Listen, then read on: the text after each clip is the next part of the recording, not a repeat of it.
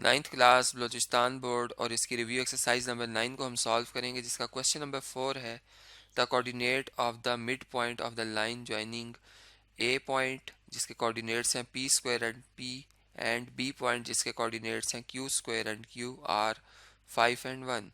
यानी ये mid point है इन दो पॉइंट्स का, ए और बी का। ठीक है, find the possible values of P and Q. हमें पी और क्यू जो है इनकी पॉसिबल वैल्यूज फाइंड करनी होंगी।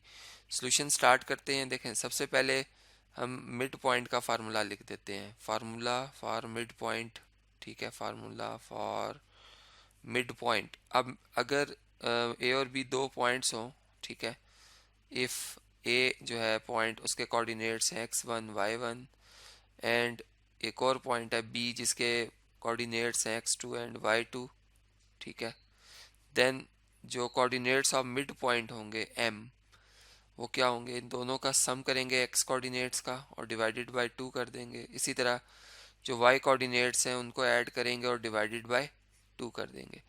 तो अब अगर हम इस क्वेश्चन के लिहाज से देखें तो हम ये देख रहे हैं कि एक जो पॉइंट ए है, ठीक है, उसका x कोऑर्डिनेट क्या लिखा हुआ है, इसमें हम पुट करेंगे x कोऑर्डिनेट जो है, यानी x1 जो पी स्क्वायर है और जो x2 है वो जो दूसरा b है उसका x कोऑर्डिनेट है वो है क्यू स्क्वायर। इसी तरह y1 जो है वो a का y कोऑर्डिनेट है जो कि p है और y2 जो है वो q का y कोऑर्डिनेट है जो कि q है। ठीक है, b का बल्कि जो y कोऑर्डिनेट है वो q है। तो देयरफॉर, और बल्कि आल्सो इसमें जो मिड पॉइंट है वो भी हमें गिवन है m, उसके कोऑर्डिनेट्स हैं 5 एंड 1। तो हम यहाँ पे यूँ लिखेंगे कि m जो है उसके कोऑर्डिनेट्स हैं मतलब 5 और 1 और जो इक्वल हैं किसके। अब इस फार्मूला को यूज़ करेंगे, x1 की जगह पी स्क्वायर, x2 की जगह क्यू स्क्वायर ओवर 2 और इसी तरह y1 की जगह p और y2 की जगह q ओवर 2, ये लिख देंगे हम। अब जैसे कि हम देख रहे हैं कि ये दो ऑर्डर पेयर्स बराबर हैं, तो जब दो ऑर्डर पेयर्स बराबर हों तो उनके x कोऑर्डिनेट्स भी इक्वल होते हैं और उनके y कोऑर्डिनेट्स भी इक्वल होते हैं। अब इस वर्किंग को मैं आपसे शेयर करता हूं कि हम यूँ कर लेते हैं कि इनके x कोऑर्डिनेट्स को आपस में कंपेयर कर लेते हैं। यहाँ एक स्टेटमेंट लिखेंगे, कंपेयरिंग कंपेयरिंग कोऑर्डिनेट्स, ठीक है। तो फॉर x कोऑर्डिनेट 5 किसके इक्वल आ जाएगा, P square plus q square और डिवाइडेड बाय 2 के। और फॉर y कोऑर्डिनेट 1 किसके बराबर आ जाएगा, p plus Q divided by 2 के।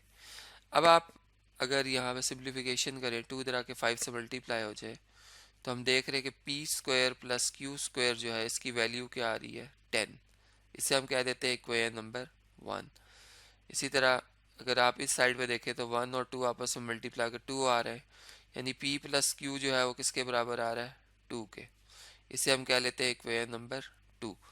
अब हम इक्वेशन नंबर जो 2 है उसका पहले स्क्वायर करेंगे। ठीक है, हम लिखेंगे squaring equation number 2 on both sides. तो p प्लस क्यू इसका होल स्क्वायर और दूसरी तरफ 2 का होल स्क्वायर लिखेंगे। अब स्क्वायर ओपन करते हैं, इस पे फार्मूला अप्लाई करेंगे, ये p square plus q square plus 2 times of p q आ जाएगा, जबकि दूसरी तरफ 4 आ जाएगा। अब यहाँ हम यूज़ करेंगे इक्वेशन नंबर 1। अब इक्वेशन नंबर 1 जो है अगर आप उसको यूज़ करें तो आप देख रहे हैं कि यहाँ पर P square plus q square की जगह क्या पुट किया जाएगा, 10। तो यहाँ पे 10 आ जाएगा plus 2 times of p Q और इक्वल्स टू 4। अब 2 टाइम्स ऑफ पी क्यू जो है वो इक्वल है 4 माइनस 10 के। ठीक है, 4 माइनस 10, तो ये कितना बन जाता है, -6। और फिर अगर आप 2 से डिवाइड कर देते हैं तो -6 ओवर 2, पी क्यू जो है वो इक्वल आता है -3 के। तो इस तरह से पी क्यू की वैल्यू आ गई। अब हम, चूंकि हमें पी और क्यू की वैल्यू बेसिकली चाहिए, अब हमने इस पे वर्किंग करनी है। हम एक फार्मूला यूज़ करेंगे। फार्मूला है कि P minus Q whole square is equal to p plus Q whole square, ठीक है, -2 times of p and q, sorry -4 times p and q। अब p माइनस q की वैल्यू हम कैसे निकालेंगे? यहाँ पर हम यूज करेंगे p प्लस q की वैल्यू, जो कि कितनी गिवन है हमें 2, इसका स्क्वायर आ जाएगा -4, और पी क्यू की वैल्यू अभी हमने फाइंड की है, वो क्या आई है -3। यानी कि यहाँ हम रीजन देंगे इसका बाय यूजिंग इक्वेशन 2 एंड 3, इसको हम 3 का नाम दे देते हैं इक्वेशन, ये हमने यहाँ पे यूज किया। तो देखें p minus Q whole square किसके बराबर आ रहा है? 2 का स्क्वायर 4, और यहाँ पर -4 -3 से जब मल्टीप्लाई होगा तो +12 आ जाएगा, यानी ये बनता है 16। तो therefore p minus Q जो है, यहाँ पर चले लिखते हैं कि therefore p minus Q whole square जो है वो किसके बराबर आ रहा है? 16 के।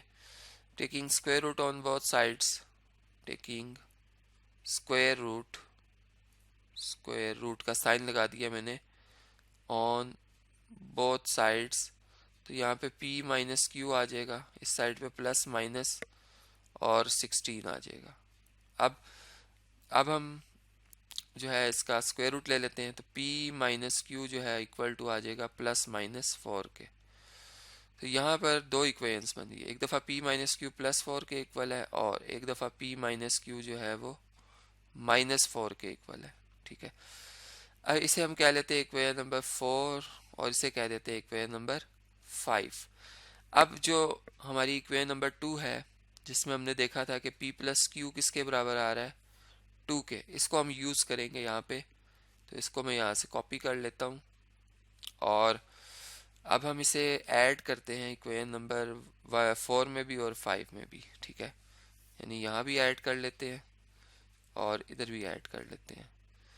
तो इनको अगर हम ऐड करें तो क्या रिजल्ट आता है वो आपसे अब शेयर करता हूँ स्क्रीन पे, कि यहाँ पर हम स्टेटमेंट लिख लेते हैं कि एडिंग इक्वेशंस 2 एंड 4, और इनको हम इधर लिखते हैं एडिंग इक्वेशंस 2 एंड 5, ठीक है। इसको थोड़ा सा शॉर्ट करके लिखते हैं इक्वेशंस 2 एंड 5। अब इसकी जो वर्किंग है वो मैं आपसे इधर शेयर कर देता हूँ इस साइड पे।